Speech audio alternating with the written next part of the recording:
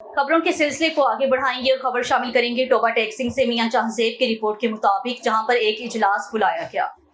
वज़ीर-ए-आला पंजाब मरियम नवाज की तरफ से ज़िला इंतजामिया की कारकर्दगी की मॉनिटरिंग के लिए 32 KPIs पर अमल दरामद के बारे में इजलास हुआ।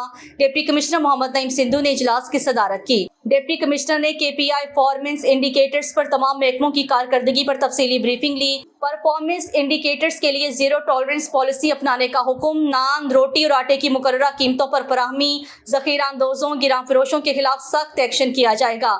DC मोहम्मद नईम सिंधु ने कहा है कि सुथरा पंजाब मुहिम की कामयाबी के लिए अमली इकदाम किए जाएं।